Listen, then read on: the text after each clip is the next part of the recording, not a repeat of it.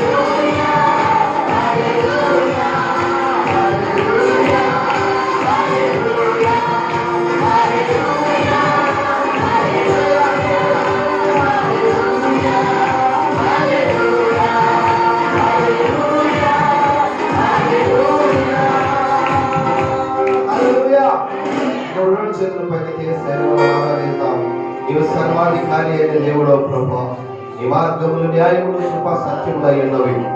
నరులందరికంటే నీవు అతి సుందరుడమైన దేవుడో ప్రభా, మహోన్నతుడైన మా యేసయ్య మీకే వందనాలు, కృతజ్ఞతా స్తోత్రాలు చెల్లిస్తున్నాం. మా జీవిత కాలం అంతా మిమ్మల్ని ఆరాధించి స్తుతించే కృప మీరు మాకు దయచేసినందుకు మీకు వందనాలు చెల్లిస్తున్నాం ప్రభా. మీకే వందనాలు. రెండు చేతులు పైకి అందరూ కూడా మనస్సారా దేవుని మనం ఆరాధిస్తాం. ఆయన మన పరమ తండ్రి అయినటువంటి దేవుడు, ఆయన రాజుల రాజు, ప్రభువుల ప్రభు, సర్వాధికారి అయినటువంటి దేవుడు, ఎంతకాలం అంతా మనలను తన కృపలో కాచి కాపాడినటువంటి దేవుడు. ఈ మంచితనాన్ని బట్టి వందనాలు యేసయ్యా. ఈ ప్రేమను బట్టి నీకు కృతజ్ఞతలు చెల్లిస్తున్నాం. Thank you, Jesus. Hallelujah, hallelujah.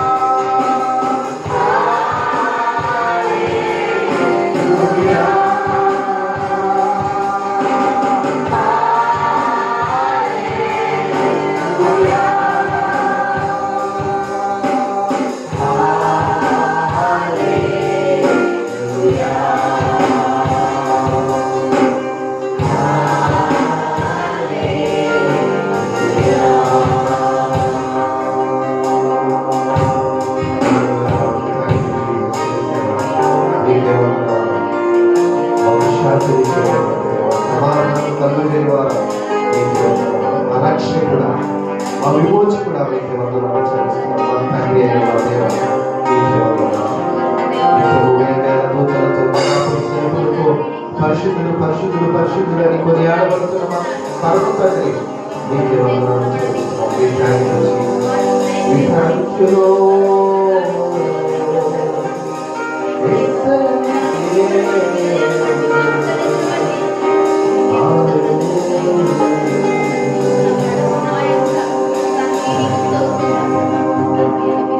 ప్రార్థనతో దేవుని వాక్యాలను మనం ధ్యానిస్తాం. మహోన్నతుడైన మా దేవ, వందనాలు, కృతజ్ఞతాస్తుతులు చెల్లిస్తున్నాం. ఇప్పటి వరకు మీ సన్నిధిలో చేరి మిమ్మల్ని ఆరాధించి ఈ నామాన్ని ఘనపరిచే కృప మీరు మాకు ఇచ్చినారు. వందనాలు యేసయ్యా. అమూల్యమైన మీ వాక్కులను మేము ధ్యానిస్తూ ఉంటుండగా లేఖనాలలో నుండి పరిశుద్ధాత్ముడా మీరు మాతో మాట్లాడమని, మీరు మాకు నేర్పించి బోధించమని ప్రార్థిస్తున్నామయ్యా. మా హృదయాలను, మనసులను మీరు తెరవండి ప్రభా. సూటిగా స్పష్టంగా మా జీవితాల్లోనికి మీరు మాట్లాడండి. మేము నేర్చుకున్న విషయాలను అనుకరించి జీవిస్తూ మీకు భయంకరంగాను దేవా మీ యొక్క ఆశీర్వాదాలను అనుభవించినట్లు మీ కృప మాకు దయచేయమని నన్ను మమ్మల్ని మీ చేతులకు అప్పగించుకుంటూ మీ కృపను కోరుతూ యేసయ్య నామంలో ప్రార్థించి అడిగి వేడుకుంటున్నాను పరమ తండ్రి. ఆమేన్.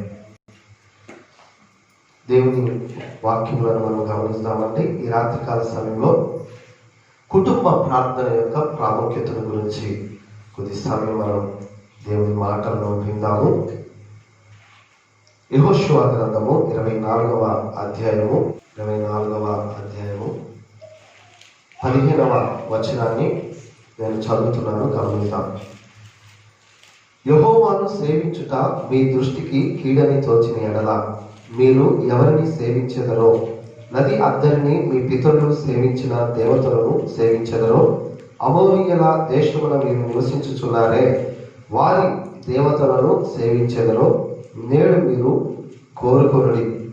మీరెవరిని సేవింప కోరుకొనినను నేను నా ఇంటి వారును యెహోవాను సేవించెదము అనెను. ఆమేన్. చాలాసార్లు ఈ యొక్క మాట మన ఫోటో ఫ్రేమ్స్ పైన, గోడల పైన, మన ఇంటి గుమ్మముల పైన మాట రాయబడి ఉంటుంది. నేనును నా ఇంటి వారును యెహోవాను సేవిస్తాము అని చెప్పేసి. ఇది యెహోషువ భక్తుడు, ఈ యొక్క మోషే యొక్క శిష్యుడును, అదేవిధంగా దేవుని యొక్క గొప్ప పనిలో నాయకుడిగా వాడబడి ఇజ్రాయేలు యొక్క దేవుని వాగ్దానాలలోనికి వారిని నడిపించినటువంటి నాయకుడు యెహోషువ.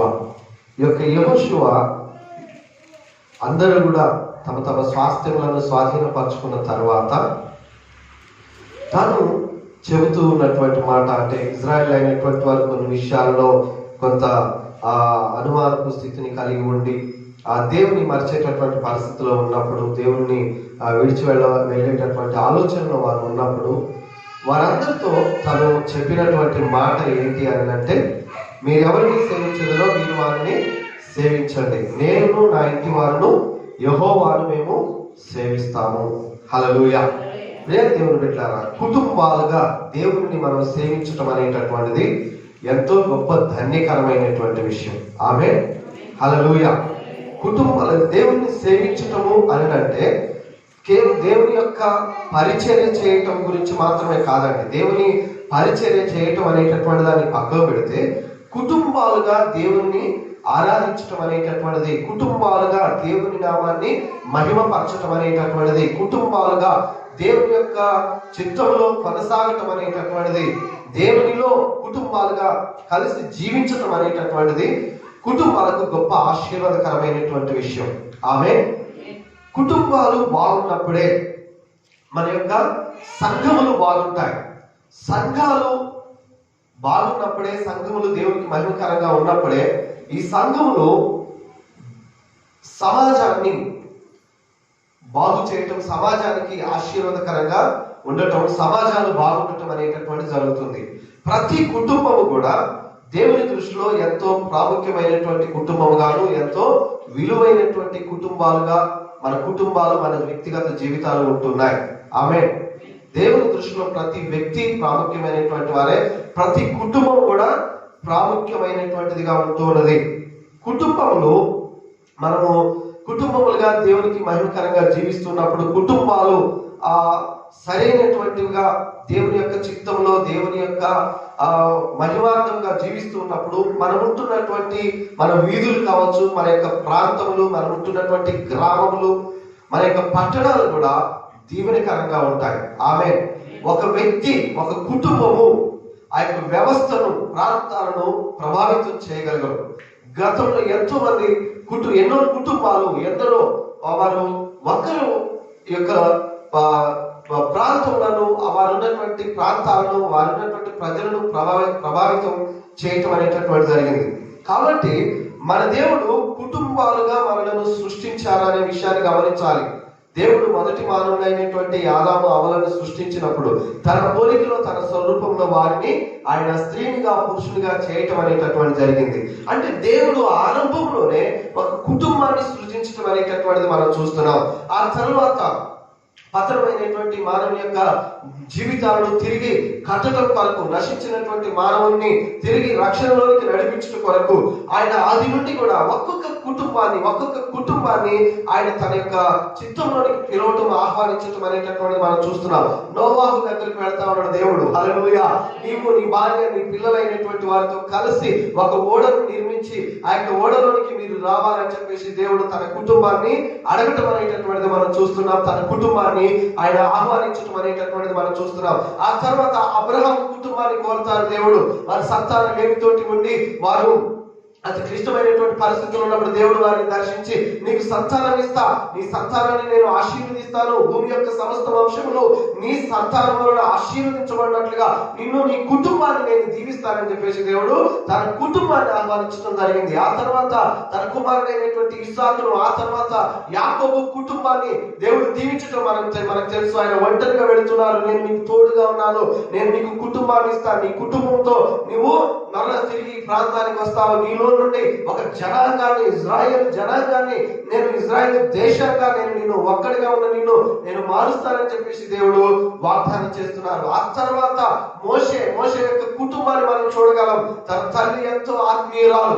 ఆ యొక్క తల్లి యొక్క ప్రార్థన ద్వారా, ఆ తల్లి దేవుడి యొక్క భయభక్తుల్లో నడవటం ద్వారా తన కుటుంబాన్ని, తన యొక్క పిల్లలైనటువంటి వారిని, అహరోను, మిర్యాము, మోషే, ఈ విధంగా కుటుంబం అంతా కూడా దేవుని యొక్క చిత్తం నెరవేర్చబడటం కొరకు, దేవుని రాజ్య విస్తరణ కొరకు, దేవుని పిలుపు ప్రణాళికల కొరకు తన పిల్లలను పెంచి పెద్ద చేసి దేవుని యొక్క మార్గంలో నడిపించడం, ఆ కుటుంబం అంతా కూడా దేవుని కొరకు జీవించడం అనేటటువంటిది మనం చూడగలం. ఈ విధంగా మనం చూస్తున్నప్పుడు ఇక నయోమి కుటుంబం కావచ్చు, నూతన నిబంధనలో మొదటి దంపతులు జకర్యా, ఎలిజబెత్ కుటుంబాల దగ్గరకు దేవుడు వస్తూ ఉన్నారు.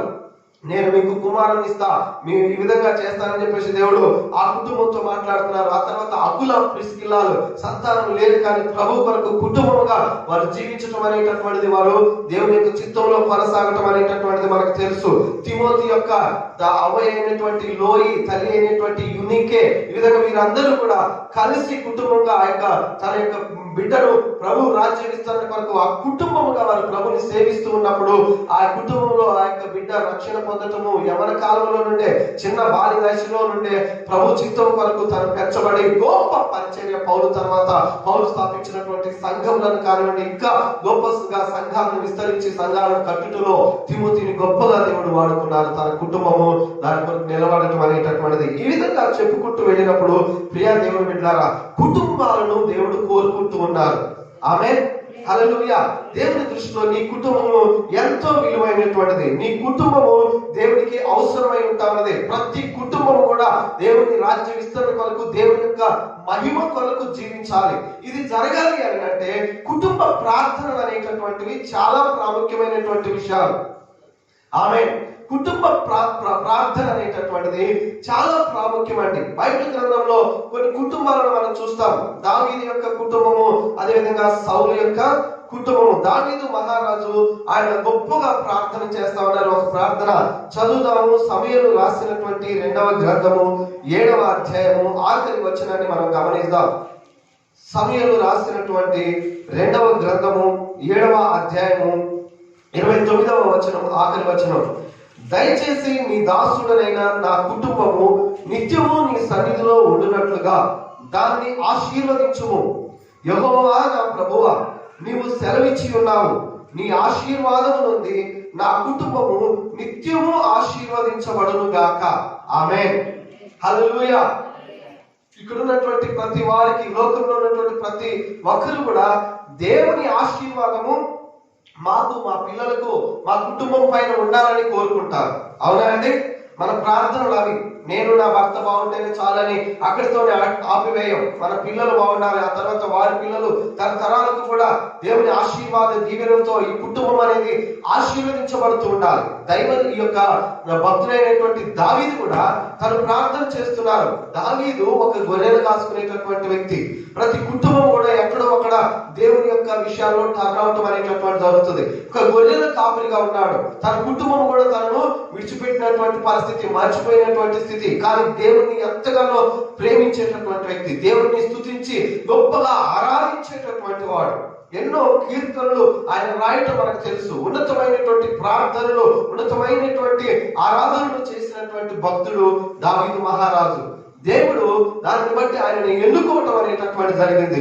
ఆయనతో దేవుడు వాగ్దానం చేస్తున్నారు, నీ కుటుంబంలో ఒకడు రాజుగా ఉంటారు, నీ కుటుంబాన్ని నేను ఆశీర్వదిస్తాను, నీ కుటుంబం ద్వారా నేను దేవాలయాన్ని నిర్మిస్తాను, ఆ తర్వాత నీ యొక్క సింహాసనం అనేటటువంటిది ఎన్నటికీ కూడా ఈ యొక్క వంశములన్నీ గతించినా కానీ నీ సింహాసనము గతించదు. దావీదు సింహాసనము నిత్యములకు తరతరములకు అది ఏలుతూ ఉంటుంది అని చెప్పేసి దేవుడు తనను ఆశీర్వదించి గొప్పగా దీవించడం జరిగింది. ఆమేన్.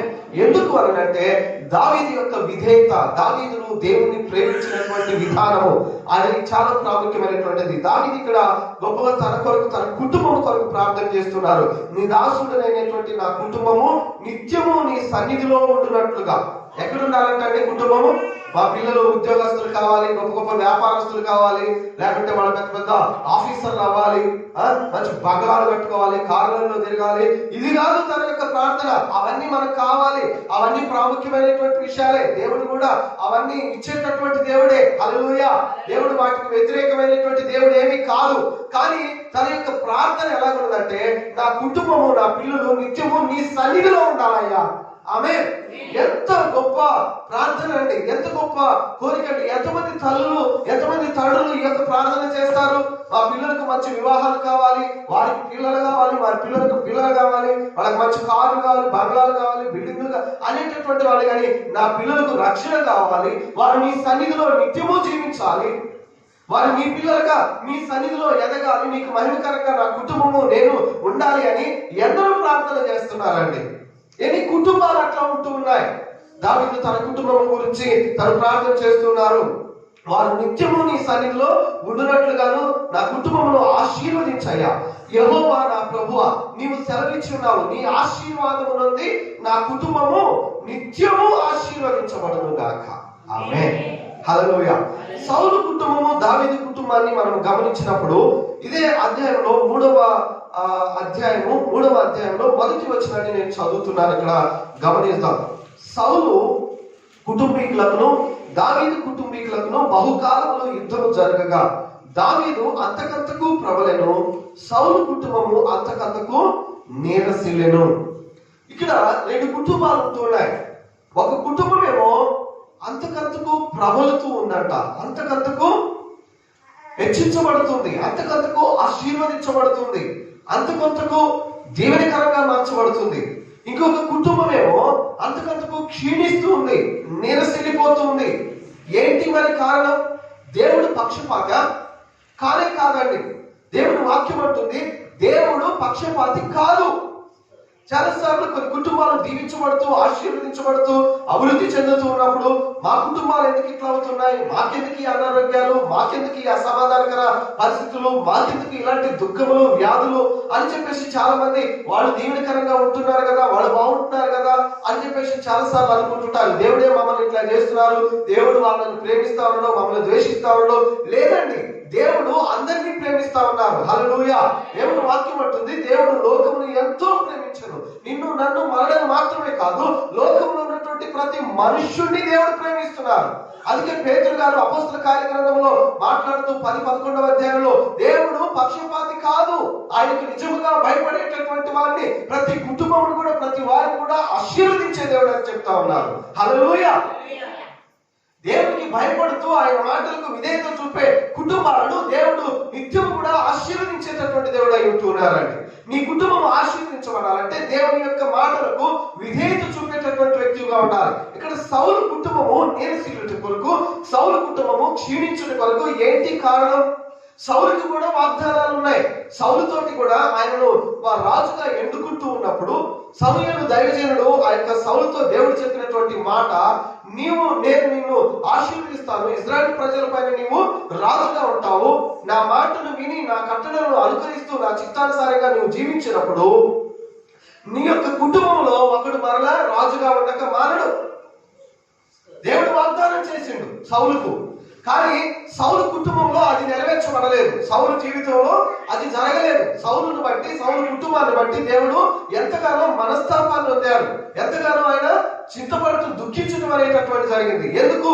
బికాస్ ఆఫ్ హిస్ డిసోబీడియన్స్, ఆయన యొక్క అవిధేయత అనేటటువంటిది. సౌలు దేవుడిని, దైవజనుని దుఃఖపరిచినటువంటి వ్యక్తిగా ఉంటా ఉన్నాడు. సౌలు దేవుని మాటకు అవిధేయత చూపుతా ఉన్నారు. దాదాపుగా 2 సార్లు బైబిల్ గ్రంథంలో మనం చదివినప్పుడు అమాలేకీయులను సమూలంగా నీవు నాశనం చేసి రమ్మని చెప్తే ఆయన వెళ్ళి వాటిలో కొన్నిటిని భద్రపరచుకొని దాచిపెట్టుకొని తీసుకురావడం, అక్కడ ఉన్నటువంటి రాజును సంహరించకుండా రథానికి కట్టి నేను చూడండి ఎంత గొప్ప వ్యక్తులు అని చెప్పేసి అందరూ చెప్పుకోవటం కొరకు తను చేసినటువంటి విషయాల్ని చెప్పుకోవాలని చెప్పేసి అందరూ కూడా తనను మెచ్చుకోవాలనేటటువంటి విధానంలో తను ప్రవర్తిస్తా ఉండడం. నేనేం చెప్పాను, నువ్వేం చేసినావు అని చెప్పేసి దేవుడు దైవజనుల ద్వారా మాట్లాడితే, నేనేం చేశాను? నీ దేవుడి కొరకే కదా నేను కొన్ని మంచి గొర్రెలు, మంచి విషయాలన్నింటినీ కూడా పక్కన పెట్టారని నీ దేవుడు అని చెప్పేసి మాట్లాడుతుంటే తన దేవుడిగా స్వీకరించలేదు. దేవుడి మాటకు, దైవజనుల మాటకు విధేయత లేడు. అవిధేయత చూపటాన్ని బట్టి రెండోసారి కూడా దైవజనుడు కొంత ఆలస్యం జరుగుతుంది. నీవు ఇక్కడ గిబియాలో నిలిచి ఉండు, నేను వచ్చేంత వరకు అని చెప్పేసి చెప్పడం జరుగుతుంది. 17వ అధ్యాయంలో ఇక్కడ మనం చూడగలం. ఈ యొక్క సమయం రాసినటువంటి మొదటి గ్రంథాలలో 15 నుంచి 17-18 అధ్యాయాల వరకు సౌలు యొక్క కథభాగం రాయబడి ఉంటుంది. అక్కడ మనం గిబియాలో నువ్వు వేచి ఉండు, సౌలు నేను వచ్చేంత వరకు నువ్వు ఏం చేయొద్దని చెప్పేసి దైవజనుడు చెప్తే దైవజనుడు కొంత ఆలస్యం చేయడం జరుగుతుంది. అయితే ఈ యొక్క సౌలు ముందుగానే వచ్చేసి దైవజనుడు చేసేటటువంటి పనులు, ఆ యొక్క బలులు అర్పించడం అనేటటువంటిది, కార్యక్రమాలు ప్రారంభించడం అనేటటువంటిది ముందుగానే వచ్చేసి చేయటం అనేటటువంటి జరుగుతుంది. ఆ విధంగా చేసినప్పుడు సమూయేలు దైవజనుడు వచ్చి, ఏంటయ్యా నువ్వు చేసిన పని ఏంటి అంటే, నేనేం చేశాను, నువ్వు ఆలస్యంగా వచ్చి నన్ను అంటావు అనేటటువంటి తను మాట్లాడే విధానం, తన యొక్క వైఖరి అనేటటువంటిది దేవుడు నచ్చనటువంటి విధంగా మారిపోతా ఉంది. కాబట్టి అక్కడ దేవుడు అంటారు, బలులు అర్పించుట కంటే మాట వినుట శ్రేష్టము. నీవు నన్ను తృణీకరించినావు కాబట్టి సౌలును ఆ విధంగా చేసినందుకు దేవుడు దుఃఖపడతాడు. ఆ తర్వాత దేవుడు, నేను నా హృదయానుసారుడైన మనుషుని నేను ఒకరిని కనుగొన్నాను, అతడు దావీదు అని చెప్తాడు. హల్లెలూయా, హల్లెలూయా. దావీదు దేవుని హృదయానుసారుడు అండి. దావీదులో తప్పు ఒప్పుకునేటటువంటి స్వభావం ఉన్నది. దావీదులో దేవుని మాటకు విధేయత చూపించేటటువంటి స్వభావం ఉన్నది. దావీదులో దేవుని చిత్తాన్ని నెరవేర్చడం కొరకు, దేవుని కొరకు, దేవుని సన్నిధి కొరకు అయినటువంటి తృష్ణ, దాహము, దప్పిక అనేటటువంటిది ఉంటా ఉన్నది. బికాస్ ఆఫ్ దట్ తన కుటుంబాన్ని దేవుడు ఆశీర్వదిస్తా ఉన్నాడు. హల్లెలూయా, హల్లెలూయా. ఇది మన కుటుంబాలు దేవుని మాటలకు విధేయత చూపే కుటుంబాలుగా ఉన్నాయండి? దేవుని యొక్క చిత్తాలకు లోబడే కుటుంబాలుగా ఉన్నాయా? సౌలు చిన్న విషయాల్లో తన యొక్క శాశ్వతమైనటువంటి ఆశీర్వాదాన్ని కోల్పోవటం జరిగింది. సౌలు తీసుకున్నటువంటి ఆ నిర్ణయాలను బట్టి తన పిల్లలకి ఇవ్వబడినటువంటి వాగ్దానాలు కూడా కోల్పోయినాయి. చాలా సార్లు తల్లిదండ్రులు చేసే తప్పుడు నిర్ణయాలు, తప్పుడు పనులను బట్టి పిల్లల మీదకి వారి పాపములు అనేటటువంటి శాపములుగా మారిపోవటం అనేటటువంటిది జరుగుతుంది. తల్లులారా, తండ్రులారా, ఎటువంటి నిర్ణయాలను నువ్వు తీసుకుంటున్నావు? నువ్వు తీసుకునేటటువంటి తప్పుడు నిర్ణయం, సౌలు చేసినటువంటి మూర్ఖమైనటువంటి పనిని బట్టి, సౌలు చేసినటువంటి తప్పు విషయాలను బట్టి దేవుడు ఆ యొక్క వాగ్దానం నెరవేర్చబడకుండా ఆ ఆశీర్వాదము వేరే కుటుంబం మీదకి వెళ్ళిపోయింది. హల్లెలూయా. వేరే వ్యక్తుల మీదకి వెళ్ళిపోయింది. నేను నిత్యము ఆశీర్వదిస్తా, నీ సంతానంలో ఒకరు రాజుగా ఉంటారని చెప్పేసి దేవుడు చెప్పిండు, కానీ అలాగూ చేయనని చెప్పేసి తన మాట మార్చుకోవడం జరిగింది. దేవుడు మాట ఇచ్చి నెరవేర్చేవారు, కానీ సౌలు విషయంలో తన అవిధేయతను బట్టి తను దేవుని యొక్క ఆశీర్వాద దీవెనలు తన కుటుంబం మీదకి రాకుండా శాపగ్రస్తుడిగా తన కుటుంబం మారిపోవటం అనేటటువంటి జరిగింది. భయంకరమైనటువంటి రీతిలో వారి ముగింపు అనేటటువంటిది ఎంత భయంకరంగా ఉంటుందంటే, ప్రస్తుత కాలంలో కొంత దీవెనకరంగానే ఉన్నట్టుగా అనిపించింది, కానీ తర్వాత చూస్తే ఫిలిస్తీన్ల చేతిలో భయంకరంగా అందరూ కూడా చనిపోవటం జరుగుతుందండి. ఆమె శత్రువుల చేతిలో చనిపోతారు. అది గొప్ప అవమానకరమైనటువంటి విషయం దేవుని బిడ్డలుగా ఉంటే. దావీదు కుటుంబము అంతకంతకు ప్రభువుతో ఆశీర్వదించబడుతుంది. దావీదు గర్భంలో నుండి రక్షకుడైనటువంటి యేసుక్రీస్తు వారు రావడం జరిగింది. ఆమె దేవాది దేవుడు అందుకే దావీదు యొక్క వంశస్థుడు అని చెప్పేసి దావీదు కుమారుడైనటువంటి యేసుక్రీస్తు వంశావళిని ఇవ్వటం జరిగింది. ఎంత గొప్ప ఆశీర్వాదం అండి. ఆమె హల్లెలూయా. దానికి దావీదు యొక్క హృదయం అనేటటువంటిది, దావీదు యొక్క మనసు అనేటటువంటిది, దావీదు యొక్క కోరికలు అనేటటువంటిది, తన యొక్క ప్రార్థన అనేటటువంటిది. మన కుటుంబాలలో కుటుంబ ప్రార్థనలు చాలా ప్రాముఖ్యమైనటువంటి విషయాలు. గమనించండి, దేవుడు కుటుంబాలను ఎన్నుకుంటున్నారు. కుటుంబ ప్రార్థనల ద్వారా ఏం జరుగుతా ఉన్నది గమనించినట్లయితే, మొదటిగా దేవుని నామం మహిమపరచబడుతుంది. ఆమె కుటుంబముగా మనము ప్రార్థన చేయాలి. తల్లి తండ్రి తన యొక్క పిల్లలైనటువంటి వారి కుటుంబం అంతా కలిసి దేవునిలో ప్రార్థించాలి. ఆ విధంగా ప్రార్థించినప్పుడు దేవుని నామము మొదటిగా మహిమపరచబడతా ఉన్నది. నీతిమంతుల గుడారాలలో ఉత్సాహ సునాద గీతములు వినబడతాయి. మన కుటుంబాలు మొదటిగా మన కుటుంబమే ఒక సంఘముగా ఉండాలి. ఆమె హల్లెలూయా.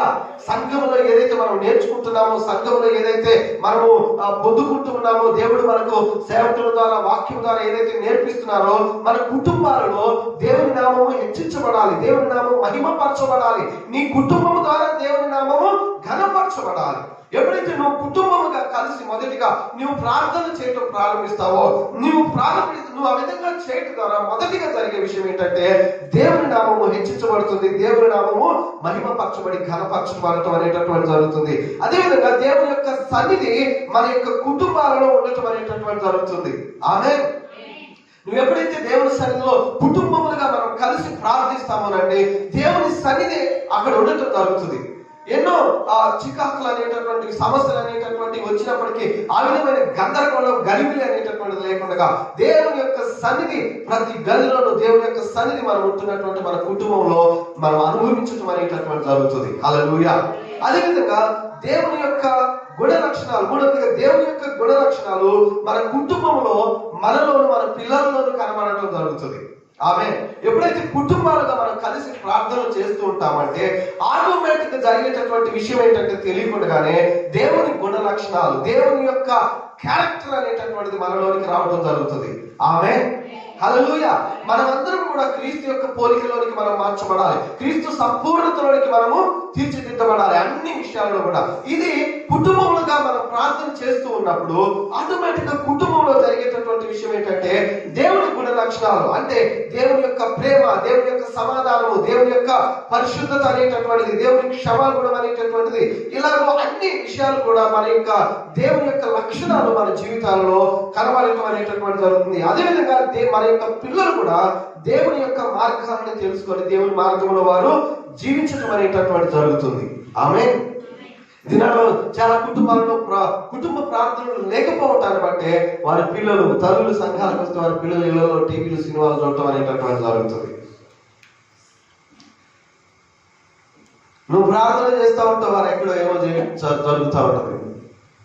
కుటుంబ ప్రార్థనలు అనేటటువంటి నీ పిల్లల జీవితాల్లో నువ్వు ప్రార్థన చేయటం వారు చూస్తుంటారు. ఆమె నీ ప్రార్థనను వారు వింటూ ఉంటారు.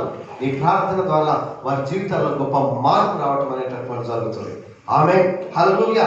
అదేవిధంగా సమాధానం ఉంటుంది మన యొక్క కుటుంబాలలో. దేవుడు ఇచ్చేటటువంటి దేవుని యొక్క సమాధానం ప్రతి ఒక్కరిలో కూడా ఏదో ఒక అసమాధానకర పరిస్థితులు జరుగుతుంటాయి. మనుషులుగా మన కుటుంబాలలో భార్యలో భర్తలో పిల్లలు ఎవరో ఒకరు తప్పులు చేయటం, దాని ద్వారా చిన్న చిన్న మనస్పర్ధలు మాటలు ఏదైనా నిర్ణయాలు తీసుకునేటటువంటి విషయాల్లో కొంత గలిబిలి గందరగోళాలు జరుగుతుంటాయి. కానీ ఎక్కువ సమయం ఆ సమాధానం ఉండదు కుటుంబాలలో. ఆమె కొన్ని కుటుంబాలు చూస్తే రోజులు భార్య భర్తలు నెలలు మాట్లాడుకోరు. పిల్లలకి తల్లిదండ్రులు చేసుకునేటటువంటి నిర్ణయాలు సరైనటువంటివి కావడం, పిల్లలు తల్లిదండ్రులతో మాట్లాడరు, పిల్లలతోటి తల్లిదండ్రులు అయినటువంటి వాళ్ళు మాట్లాడరు. ఎక్కడ వాళ్ళు అక్కడే ఉంటుంటారు. కానీ అసమాధానం అనేటటువంటిది కుటుంబాలలో.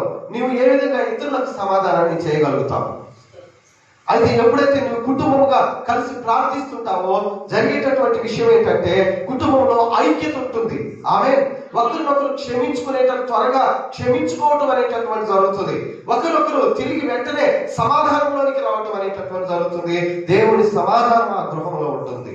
ఆమె దేవుని సమాధానాన్ని కలిగి ఉండటం అనేటటువంటిది గొప్ప ఆశీర్వాదం అండి మన కుటుంబాలకు. ప్రభు చెప్తారు, మీ గృహాలకు వెళ్ళినప్పుడు నా సమాధానాన్ని అక్కడ విడుదల చేయండి, నా సమాధానమును ప్రకటించండి అని చెప్తారు. సమాధానం అనేటటువంటిది ఎంతమందికి డబ్బు ఉంటుంది, కానీ నెమ్మది ఉండదు, సమాధానం ఉండదు జీవితాల్లో. నిద్ర లేనటువంటి విషయాలు, ఐక్యత లేనటువంటి కుటుంబాలు, ఎవరి నిర్ణయాలు వారు, అసమాధానాలు, అశాంతి. ఎందుకండి? కుటుంబ ప్రార్థన అనేటటువంటిది మీ గృహంలో నీకు సమాధానాన్ని తీసుకొస్తుంది. ఆమె కలిసి ప్రార్థించేటటువంటి కుటుంబం కలిసి నివసించడం జరుగుతుంది. వారు కలిసి జీవిస్తారు, వారు కలిసి ప్రభు కొరకు సాక్షులుగా ఉండటం జరుగుతుంది. ఏదైనా సమస్యలు వచ్చినప్పుడు, ఏదైనా ప్రతికూలతలు, వ్యతిరేకతలు, అపవాది వారి కుటుంబాల్లోనికి, వారి జీవితాల్లోనికి తీసుకొచ్చినప్పుడు వారు కలిసి ప్రార్థనతో పోరాడతారు. కలిసి వారు ముందుకు కొనసాగటం జరుగుతుంది. కలిసి వారు దేవుని విషయాలను సాధించడం అనేటటువంటి జరుగుతుంది. ఆమేన్. కాబట్టి కుటుంబ ప్రార్థన చాలా ప్రాముఖ్యం. కుటుంబ ప్రార్థన ద్వారా సమాధానం జరుగుతుంది నీ కుటుంబంలో. అదే విధంగా మన కుటుంబాలలో ఎలాంటి సమస్యలకు, ఏ విధమైనటువంటి పరిస్థితులు ఎదురైనా భయపడేవారుగా ఉండరు. ఆమేన్. ధైర్యంతో కుటుంబంగా కలిసి ఎదుర్కోవటం అనేటటువంటి జరుగుతుంది. ఎప్పుడు ఆ యూనిటీ వస్తుంది అంటే, ఆ ఐక్యత వస్తుంది అని అంటే కుటుంబంగా కలిసి ప్రార్థన చేసినప్పుడే. లేదంటే భర్తకు ఒక సమస్య వస్తే, నీకన్నా సమస్య వచ్చింది, నీదేదో నువ్వే చూసుకో అంటుంది భార్య. లేదా భార్యకి ఏదైనా సమస్య వచ్చినప్పుడు, ఏదైనా ఇబ్బందిలో ఉన్నట్లయితే, నీ కదా వచ్చింది, నీకు నువ్వే ఉంటే ఉండు, చేస్తే సావనేటటువంటి విధానంలో మాట్లాడతారు. లేదా పిల్లలు ఏదైనా ఇబ్బందుల్లో ఉన్నట్లయితే వారిని పైకి తీసుకురావడం కొరకు కుటుంబం అంతా కలిసి పని చేయటం అనేటటువంటి జరుగుతుంది. ఆమె ఆ ఐక్యత, ఆ యొక్క మనసు అనేటటువంటిది వారు కలిసి ఎదిరించేటటువంటి ఆ యొక్క హృదయాలు కుటుంబంగా ఐక్యతలో మనం ప్రార్థన చేసినప్పుడు, కుటుంబంగా ప్రార్థించినప్పుడు ఉంటుంది. అదేవిధంగా కుటుంబాలుగా ప్రార్థన చేసినప్పుడు దేవుని యొక్క ఉద్దేశాలను మనం తెలుసుకుంటాం. ఆ ఉద్దేశాలు నెరవేర్చబడటం కొరకై మనము మన పిల్లలు జీవించడం జరుగుతుంది. హల్లెలూయా. ఈ దినాలలో చాలా మంది కుటుంబాలలో దేవుని ఉద్దేశాలు నెరవేర్చబడట్లేదు, వారి సొంత ఉద్దేశాలు నెరవేర్చబడుతుంటాయి. నువ్వు ఎక్కడి నుండి వచ్చినావు, ఎందుకు ఈ భూమి మీద ఉన్నావు, తిరిగి నువ్వు ఎక్కడికి వెళతావు అనేటటువంటి గొప్ప ప్రశ్నలకు సమాధానం లేదు. పిల్లల్ని కనటం, కుటుంబ వివాహాలు చేసుకోవటం, పిల్లలు కనటం, ఆ తర్వాత అంతా కలిసి ఒకరు నేను డాక్టర్ కావాలి, ఒకరు ఇంజనీర్ కావాలి, ఒక్కోటి ఏదో కావాలి, తిందాం, మంచిగా బాగా అన్ని సంపాదించుకుందాం, చచ్చిపోదాం. ఏంటి రేపు పొద్దున్న చనిపోయిన తర్వాత నీవు కుటుంబాన్ని నేను ఎన్నుకున్నాను, నేను నీకు రక్షణ ఇచ్చినాను, సృష్టించింది నేను, ఆయుష్ ఇచ్చింది నేను, మరి నీ కుటుంబం ద్వారా, నీ ద్వారా నువ్వు నా కొరకు ఏం చేసావని ప్రభు అడిగితే నీ సమాధానం ఏంటి? ఎంతమంది దేవుని చిత్తాలు తెలుసుకొని దేవుని చిత్తం ప్రకారంగా కుటుంబాలుగా కలిసి దేవుని సేవించేటటువంటి వారు ఉన్నారు, దేవుని చిత్తాన్ని నెరవేర్చేటటువంటి వారు ఉన్నారు. ఉద్యోగాలు చేసుకోవటం, వ్యాపారం చేయడం తప్పేమీ కాదండి మన బ్రతకడం కొరకు. కానీ మనం ఎందుకు కొరకు బ్రతకాలంటే దేవుని మహిమ కొరకు మనం బ్రతకాలి, దేవుని యొక్క చిత్తాన్ని నెరవేర్చడం కొరకు మనం బ్రతకాలి. మనం బ్రతకడం కొరకు ఇవన్నీ మనకు కావాలి. ఆమేన్. కానీ నేను బ్రతకవలసింది దేవుని కొరకు. హల్లెలూయా. ఇది ఎన్ని కుటుంబాలు అలా బ్రతుకుతున్నారండి, ఎన్ని కుటుంబాలు ప్రభువుకు మహిమ తెచ్చేటటువంటి వారుగా ఉంటున్నారు. ఇంకా ఈ విధంగా మనం గమనించినట్లయితే కుటుంబాలలో మన కుటుంబాల ద్వారా దేవుని నామాన్ని మహిమపరచాలి. కుటుంబం ఈ విధంగా ప్రార్థన చేసినప్పుడు, కుటుంబాలుగా ప్రార్థన చేసినప్పుడు దేవుని గొప్ప దీవెన నీ కుటుంబంపై ఉంటుంది. ఎలా ప్రార్థించాలి, చాలాసార్లు కుటుంబంగా ఎలా ప్రార్థించాలి అనేటటువంటి కొన్ని విషయాలను మనం గమనించినట్లయితే, మేమైతే కుటుంబంగా ప్రార్థించే సమయంలో ఆరంభ దినాలలో ఎక్కువగా కుటుంబంగా కలిసి ప్రార్థించలేనటువంటి పరిస్థితి. కుటుంబంగా ప్రార్థించినప్పుడు ఎంత దీవెన, సమాధానం ఉంటుంది. కుటుంబంగా ప్రార్థన చేయనప్పుడు ఏ విధమైన గలిబిలి, గందరగోళం ఉంటుంది అనేటటువంటిది వ్యక్తిగతంగా మేము ఎరిగినటువంటి వాళ్ళమండి. అందుకొరకే ఈ దినాన మీతో మాట్లాడటం అనేటటువంటి జరుగుతూ ఉంది. హల్లెలూయా. కుటుంబంగా మనం ఎప్పుడైతే ప్రార్థన చేయలేదో, మనము ఉన్నటువంటి ఒత్తిడిని బట్టి, లేదా బిజీని బట్టి, లేదా ఒకరొకరికి ఆ సఖ్యత లేనటువంటి పరిస్థితుల్లో ప్రార్థన ఎప్పుడైతే చేయలేదో, అక్కడ గందరగోళం అనేటటువంటిది, అసమాధానం అనేటటువంటిది, ఆ సంతోషం అనేటటువంటిది లేనటువంటి విధంగా అపవాదికి ఎక్కువగా అవకాశం ఉండటం అనేటటువంటి జరుగుతుంది మన కుటుంబాలను పతనం చేయడం కొరకు. కానీ ఎప్పుడైతే మనం కలిసి ప్రార్థన చేస్తామో దేవుని గొప్ప సమాధానం ఉంటుంది, గొప్ప ఐక్యత ఉంటుంది, అక్కడ గొప్ప క్షమాగుణం అనేటటువంటిది పనిచేస్తుంది. అపవాది ఎప్పుడు కూడా మనలను, మన కుటుంబాలని పతనం చేద్దామని గర్జించు సింహం వలె తిరుగులాడుతూ ఉండడానికి దేవుని వాక్యం తెలియజేస్తా ఉన్నది. ఏ కుటుంబం కూడా సంతోషంగా, సమాధానంగా ఉండటము, వారు ఆనందంగా ఉండటం అనేటటువంటిది అపవాదికి ఇష్టం లేదండి. కానీ ప్రతి కుటుంబం సమాధానంగా ఉండాలి, దేవుని చిత్తాన్ని నెరవేర్చాలి, వారు ఆశీర్వదించబడాలి, వారి పిల్లలు దీవెనకరంగా ఉండాలనేది దేవుని యొక్క ఉద్దేశం. కానీ అపవాదికి ఇష్టం లేదు, నీ కుటుంబం విచ్ఛిన్నం కావాలి. నీ కుటుంబం పతనం అయిపోవాలి, నీ పిల్లలు దేవునికి అవమానకరమైనటువంటి రీతిలో వారి జీవితాలు ఉండాలి. ఇది అపవాది యొక్క ప్రణాళిక అయి ఉంటా ఉన్నది.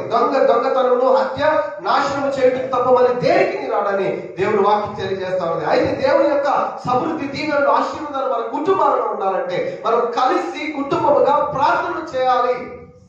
ఆమేన్. ఈ దినంలో ఎవరి నిర్ణయాలు వారి, ఎవరి ఆలోచన వారి, కలిసి భోజనాలు చేయలేనటువంటి పరిస్థితి.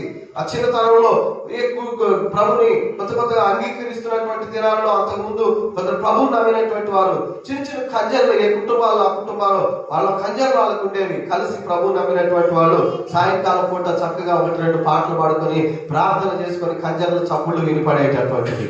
ఇప్పుడు ఎక్కడ చూడండి టీవీ చప్పుళ్ళు, కేకలు, గొడవలు, అల్లర్లు, దేవునికి అవమానకరమైనటువంటి విషయాలు. ఎన్ని కుటుంబాలు యథార్థంగా చెప్పగలరు మా కుటుంబంలో కుటుంబ ప్రార్థనలు ఉంటాయని? కలిసి భోజనాలు చేయలేనటువంటి పరిస్థితి సరైనటువంటి విషయం కాదు. దేవుని యొక్క బిడ్డల కుటుంబాలు అయినటువంటి మన కుటుంబాలు బాగుంటేనే సంఘము బాగుంటుందండి. మన సంఘము దేవునికి మహిమకరంగా ఉంటుంది. సంఘము బాగున్నప్పుడే సమాజానికి కూడా మనము దీవెనకరంగా మార్చవలటం జరుగుతుంది. దినాన ఎంతో మంది రకరకాలుగా పిల్లలు తయారవడానికి కారణం ఏంటి అంటే తల్లిదండ్రుల యొక్క లోపం అనేది మొదటిగా చెప్పాలి. ఎందుకంటే తల్లిదండ్రులు అయినటువంటి వారు సరైన రీతిలో వారి ముంగట ప్రవర్తిస్తూ వారికి సరైన మాటలు తెలియజేసి ప్రార్థనతో వాళ్ళని మనము కప్పగలిగినప్పుడు వారు ఏ విధమైనటువంటి అపవాది దాడికి లోను కాకుండా ఉండటం జరుగుతుంది. అపవాది గర్జించి సింహం వాళ్ళే తిరుగులాడుతా ఉన్నాడు, కిటికీలెక్కి పిల్లలు చంపాలని చెప్పేసి చూస్తా ఉన్నాడు అని చెప్పేసి దేవుని లేఖనాలు తెలియజేస్తున్నాడు. మనము ప్రార్థించేటటువంటి వారంగా ఉండాలి. కుటుంబంగా ప్రార్థన చేసుకున్న కొన్ని సలహాలు, కొద్ది సమయం మేమైతే మొదటిగా ఏం చేస్తామంటే పిల్లలు మేము లేచిన తర్వాత గిటార్ ప్లే చేస్తారు కాబట్టి నీకు గిటార్ తీసుకొచ్చేసి కొద్ది సమయం దేవుణ్ణి స్తుతించడం అనేటటువంటిది. ఆ తర్వాత ఒక పల్లవి, ఒక చరణంతో, ఒక పాటతోటి దేవుణ్ణి ఆరాధిస్తాం మేము. ఆ తర్వాత ఆరాధించడం అనేటటువంటి జరుగుతుంది. ఆ తర్వాత ఒక 2 నిమిషాలు దేవుని సన్నిధిలో కనిపెట్టి ఆ తర్వాత దేవుని వాక్యాన్ని చదువుతాం. దేవుని వాక్యం 1, 2, 3 అధ్యాయాలు లేదా ఒక అధ్యాయాన్ని ఉత్తర ప్రత్యుత్తరాలు కానీ కానివ్వండి, లేదా ఒకరు చదువుతుంటే మిగతా వారు వినటం, అట్లా 1-2 అధ్యాయాలు, కనీసం 3 అధ్యాయాలను చదవటం జరుగుతుంది. ఆ చదివిన తర్వాత దానిలో నుంచి 1-2 వచనాలు, కొన్ని మాటలు వారితో పంచుకోవటం అనేటటువంటి జరుగుతుంది. ఆ ఒక సమయాన్ని బట్టి. ఒకవేళ అలాంటి సమయం లేనట్లయితే దేవుని వాక్యాన్ని చదవటం, వాక్యాన్ని ధ్యానించడం జరుగుతుంది. ఆ తర్వాత నలుగురు కూడా ఒకరి తర్వాత ఒకరు ప్రార్థన చేయటం జరుగుతుంది. ఆమేన్.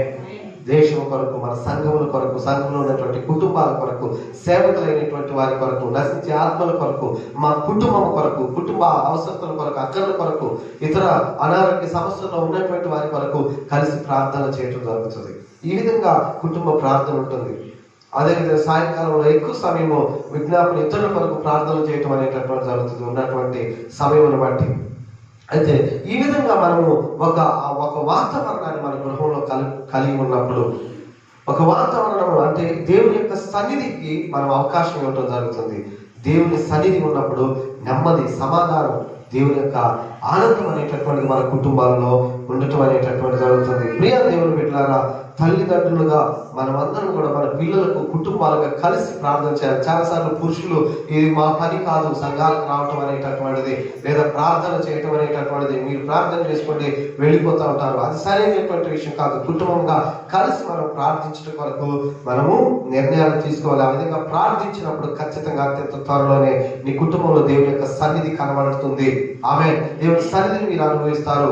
వారిలో మార్పు రావటం అనేటటువంటి జరుగుతుంది. ఓర్పు, సహనం ఉంటుంది, ఐక్యత ఉంటుంది, ఏక మనసు ఉంటుంది, సమాధానము, క్షమాగుణము, ప్రేమతత్వం అనేటటువంటిది ఖచ్చితంగా గృహంలో ఒకరికొరకు నిలబడేటటువంటి ఆ యొక్క స్వభావం అనేటటువంటిది కలిసి ఒకటిగా దేవుని చిత్తాన్ని నెరవేరుస్తూ దేవుని మార్గాల్లో ముందుకు రావడానికి దేవుడు కార్యాలు చేయటం జరుగుతుంది. మన కుటుంబాలు కృతజ్ఞతలు చెల్లించేటటువంటి కుటుంబాలుగా ఉండాలి. ఆమేన్. హల్లెలూయా. మాటలతోనూ క్రియలతోనూ మనము ప్రేమను చూపించేటటువంటి కుటుంబాలుగా మన కుటుంబాలు ఉండాలి. మన కుటుంబాలు దేవుని మహిమపరిచేటటువంటి కుటుంబాలుగా ఉండాలి. మన కుటుంబాలు కుటుంబములుగా దేవుని యొక్క ఆలయానికి వచ్చి దేవుని యొక్క సంఘములో సహవాసములు పాల్గొని దేవుని ఆరాధించేటటువంటి వారుగా ఉండాలి. ఆమేన్. ఒకరు వస్తే ప్రార్థనకి ఇంకొకరు రారు, ఇంకొకరు వస్తే ఇంకొకరు రారు, అది సరైనటువంటి విషయం కాదు. కుటుంబముగా తల్లి, తండ్రి, పిల్లలు అందరూ కలిసి దేవుని సన్నిధిలో కనబడాలనేటటువంటిది దేవుని యొక్క ఆదేశం. అందరూ కలిసి దేవుని దగ్గరికి రావాలి, దేవుని ఆరాధించేటటువంటి వారుగా, దేవుని యొక్క మందిరంలో ఉండేటటువంటి వారుగా వారు ప్రతి కుటుంబం కూడా ఉండాలి. అదే విధంగా క్షమించేటటువంటి కుటుంబాలుగా ఉండాలి. చాలా కుటుంబాలు గమనిస్తే నెలలు తరబడి, సంవత్సరాల తరబడి మాటలు లేకుండా, అసమాధానంతో, ఒకరిపైన ఒకరి ద్వేషాలతో, క్షమాగుణం లేకుండా ఉంటారు. అది సరైనటువంటి విషయం కాదండి. దేవుని పిల్లలంగా మనము దేవుడు నిన్ను, నన్ను, మనలను క్షమించినట్లుగా మన కుటుంబంలో మొదటగా మనం ఒకరినొకరు క్షమించుకోగలిగే వారంగా ఉండాలి. ఆ తర్వాత ఇతరులను మనం క్షమించగలిగేటటువంటి కుటుంబాలుగా మన కుటుంబాలు మార్చబడాలి. ఆతిథ్యం ఇచ్చేటటువంటి కుటుంబాలుగా మన కుటుంబాలు ఉండాలి. ఆమేన్. ఈ రోజుల్లో ఆ దేవుని వాక్యం అంటుంది, అంత్య దినాలలో అపాయకరమైనటువంటి కాలాలు, సంఘటనలు జరుగుతూ ఉంటాయి. ఏంటి అని అంటే మనుషులు స్వార్థ ప్రియులు అయిపోతారు. నేను, నా పిల్లలు, నా కుటుంబం బాగుంటే బాగుండు. కుటుంబం కూడా కాదు, నేను బాగుంటే చాలు. అన్న చెల్లెళ్ళు, అక్క తమ్ముళ్ళు ఉన్నారనుకోండి, లేదా 2-3 అన్నదమ్ములు నేను బాగుంటే బాగుండు, నేను చక్కగా చాలు, అవసరమైతే పక్క వాళ్ళు పోయినా పర్వాలేదు అనేటటువంటి భయంకరమైనటువంటి స్వభావాలతో మనుషులు జీవిస్తూ ఉన్నారు. కానీ దేవుని కుటుంబాలు, దేవుని బిడ్డలైనటువంటి వారు అలా ఉండకూడదు. అదేవిధంగా అతిథి ద్వేషులుగా ఉంటారంట. అంటే ఇతరులను ద్వేషించి, ఒకప్పుడు పండుగలు అంతే కానివ్వండి, లేదంటే కుటుంబాలు ఏదైనా ఫంక్షన్ అంటే తల్లి, పిల్లలు, భార్య, భర్తలు అందరూ కలిసి ముఖ్యముడుగా 1-2 రోజులు ముందెళ్ళేటటువంటి వాడు. ఇప్పుడు అంతా ఫోన్లోనే. ఆమె అయిపోయింది, రాలేదు, బిజీ మేము. ఏ విధంగా ఒకరికొకరు పరిచయాలు అవుతారు, ఏ విధంగా ప్రేమలు కనబరుచుకుంటారు, ఏ విధంగా ఒకరినొకరు కట్టుకోవటంలో మనం పని చేయటం జరుగుతుందండి. అతిథి ఎవరైనా వచ్చినారనుకోండి, ఎందుకు వస్తున్నారు, ఇంకా తింటారా, రావద్దు, మేము ఉండలేదు, డైరెక్ట్గా చెప్పేస్తారు. అట్లాంటి స్వభావాలు వచ్చేసినాయి. అతిథి ప్రియులుగా సంఘం ఉండాలంట. హల్లెలూయా. సంఘం మన కుటుంబాలు ఎవరైనా వస్తున్నారంటే సంతోషంగా, మేము చిన్నప్పుడు ఎక్కడికైనా వెళ్ళినప్పుడు తగ్గ కాళ్ళకి నీళ్ళు ఇచ్చేటటువంటి వాళ్ళు, తర్వాత టవల్ ఇచ్చేసి కూర్చోబెట్టి ఆతిథ్యం చేసేటటువంటి వాళ్ళు. ఇప్పుడు అట్లాంటి పరిస్థితి లేదండి. ఇళ్ళకెళ్తే కొన్నిసార్లు నీళ్లు కూడా ఇవ్వలేనటువంటి పరిస్థితులు. అంతగా ఎదిగిపోయినారు ప్రజలైనటువంటి వారు. కానీ దేవుని వాక్యం ఉంటుంది, మన కుటుంబాలు ఆతిథ్యాలు ఇచ్చేటటువంటి కుటుంబాలుగా ఉండాలి. ఆమె దేవుని చనిని ఇచ్చిన దాని ఫలాలు పోగొట్టుకోరని దేవుని లేఖనాలు తెలియజేస్తున్నాయి. హల్లెలూయా. అతిథి ప్రియులుగా ఉండాలి. ఆతిథ్యాన్ని ఇచ్చేటటువంటి కుటుంబాలుగా, వారు తెలియక ఆతిథ్యం ఇచ్చి వారు దేవుని ఆశీర్వాదాలు పొందుకున్నారంట. హల్లెలూయా. అదేవిధంగా మన కుటుంబాలు ఇతరులను మెచ్చుకునే కుటుంబాలుగా ఉండాలి. మనం అట్టగాదు, మనల్ని మనమే మెచ్చుకుంటాం. నేను చూడు, నా సంబడం చూడాలి. మనల్ని మెచ్చుకోనుడే, మన పిల్లలు మెచ్చుకోనుడే, వేరేటోళ్ళు పనికిరారు మనకి. అదేం వైఖరండి? ప్రతి ఒక్కరిని మనకంటే యోగ్యులుగా ఎంచుకోమని దేవుని వాక్యం తెలియజేస్తుంది. ఆమేన్. ఇతరులను ఏం చేయాలంట? మీకంటే యోగ్యులుగా ఎంచుకోవాలంట. నేనే యోగ్యులాలో, మేమే యోగ్యులు అంటారు. మా యోగ్యత ఎవరికి లేదంటారు చాలా మంది. సరైన విషయం అండి? కానే కాదు. ఇతరులను మెచ్చుకునే స్వభావం, ఉన్న దాంట్లో తృప్తి కలిగి ఉండేటటువంటి స్వభావం. ఆమె దినాల్లో మనుషులకు లేనిది తృప్తి అనేటటువంటిది, సాటిస్ఫాక్షన్. మనకున్న దాని కొరకు దేవుడు ఇచ్చిన దాన్ని బట్టి కృతజ్ఞతలు చెల్లిస్తూ తృప్తి కలిగి ఉండాలి. లేని దాని విషయంలో దేవుని యందు విశ్వాసాన్ని మనం కలిగి ఉండాలి. ఆమేన్. హల్లెలూయా. మన కుటుంబాలు దశమ భాగాలు ఇచ్చే కుటుంబాలుగా ఉండాలి, ఇచ్చే కుటుంబాలుగా ఉండాలి. ఆమేన్. ఆది సంఘంలో మనం గమనిస్తే చర స్థిరాస్తులు అమ్మి తీసుకొచ్చి అపోస్తల పాదాల దగ్గర పెట్టారంట. ఆమేన్. మనము సమాధానాన్ని కలిగి ఉండాలి, ఇతరులతో సమాధానాన్ని పరిచేటటువంటి కుటుంబాలుగా మన కుటుంబాలు ఉండాలి. అల్టిమేట్ గా దైవ భక్తి కలిగినటువంటి కుటుంబాలుగా మనందరి కుటుంబాలు ఉండాలి. ఆమేన్. హల్లెలూయా. ఇటువంటి కుటుంబాలుగా మనం ఉండాలి అని అంటే మన కుటుంబాల్లో ప్రార్థన చాలా ప్రాముఖ్యమైనది. కుటుంబంలో ప్రతి ఒక్కరూ రక్షించబడాలి. యెహోషువ అంటున్నారు, నేను నా ఇంటి వారు, నేను ఒక్కనే కాదు, ఆమేన్, నేను నా ఇంటి వారు యెహోవాను మేము సేవిస్తామని ధైర్యంగా చెప్పగలుగుతా ఉన్నాడు. మా ఇంట్లో ప్రార్థనలు అయ్యేటప్పుడు, ఇంట్లో ప్రార్థన అవుతే పాస్టర్ గారు వాళ్ళ సంఘ విశ్వాసులు వస్తే ఫస్ట్ షో, సెకండ్ షో, 2 షోలకి వెళ్ళేవాళ్ళం. నేను మా అన్న, మేమిద్దరం ఇప్పుడు పరిచర్యలో ఉన్నాం. మన కుటుంబాల్లో ప్రార్థనలు ఉండాలి. తండ్రులు పిల్లలు కలిసి ఒకటి రెండు పాటలు పాడుకొని, ఒకటి రెండు వాక్యాలు చదువుకొని కలిసి ప్రార్థన చేసినప్పుడు ఆ కుటుంబంలో గొప్ప దీవెన ఆశీర్వాదాలు ఉంటాయి. మహిమకరంగా మన కుటుంబాలు ఉంటాయి. సంఘానికి మనము దీవెనకరంగా ఉంటాం. సమాజానికి కూడా మనం ఆశీర్వదకరంగా మార్చబడతాం.